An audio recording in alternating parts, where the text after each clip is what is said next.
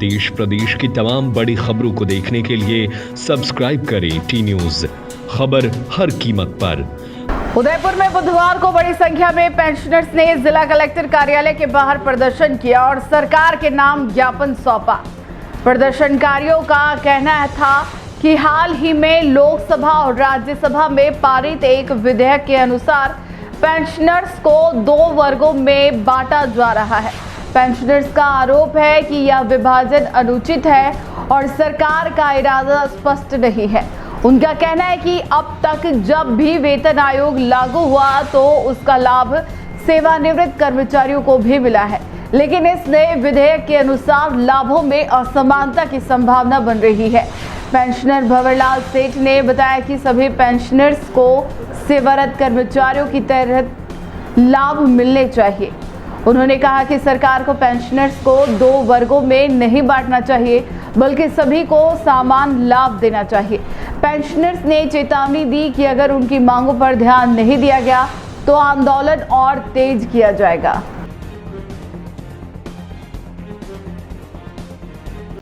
भंवर सेठ, अध्यक्ष राजस्थान पेंशनर समाज उदयपुर।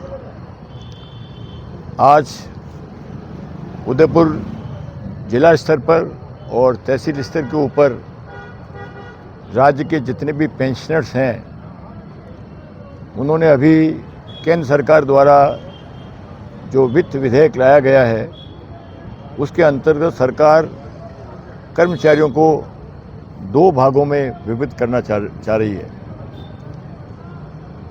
क्योंकि हमको अब तक जब कभी भी नया वेतन आयोग आया तो पेंशनर को भी उसी के अनुरूप बराबर लाभ मिलता रहा, लेकिन अभी हाल ही में लोकसभा में और राज्यसभा में जो वित्त विधेयक पारित हुआ है उसके अंतर्गत ये कहा गया है कि 1 जनवरी 2026 और 1 जनवरी 2026 के बाद, यानी 2 भागों में पेंशनर्स को विभक्त किया जा रहा है।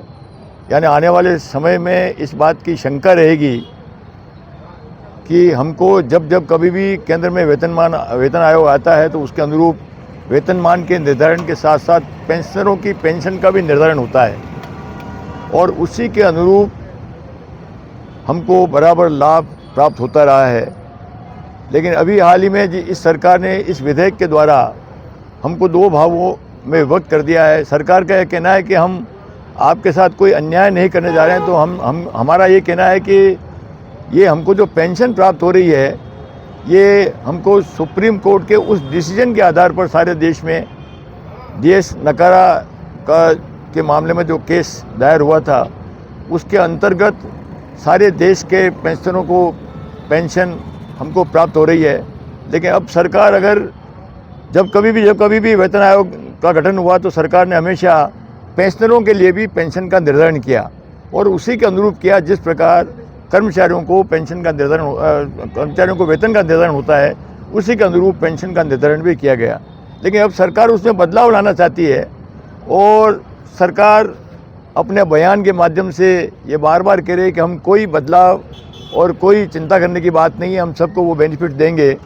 लेकिन एक बार अगर किसी विधेयक में किसी तारीख का निर्धारण हो जाता है तो आने वाले समय में उसकी पालना होगी और हमारी जो मांग है वो पीछे छूट जाएगी। इसलिए हमारी सरकार से प्रार्थना है कि इस विधेयक में जो आपने परिवर्तन किया है उसको तुरंत वापस लें और पूर्ववत हमको जो पेंशन प्राप्त होती रही है वो हमको पेंशन बराबर प्राप्त होती रहे। यही भारत सरकार से हमारा निवेदन है। अन्यथा आने वाली 14-15 तारीख को दिल्ली में हमारी ऑल इंडिया की AISPF जो हमारा ऑल इंडिया का संगठन है उसकी मीटिंग हो रही है। उसके आह्वान पर देशव्यापी इस आंदोलन को हम लेकर के जाएंगे जनता के बीच में और उसके बाद हम अपनी ताकत के आधार पर इस मांग को मनवाने के लिए तत्पर हैं। हम सरकार से पुनः अनुरोध करते हैं कि पहले से ही वो पूर्वत हमको पेंशन अगर स्वीकार कर लेती है तो आने वाले समय में ये समस्या कभी नहीं आएगी। धन्यवाद।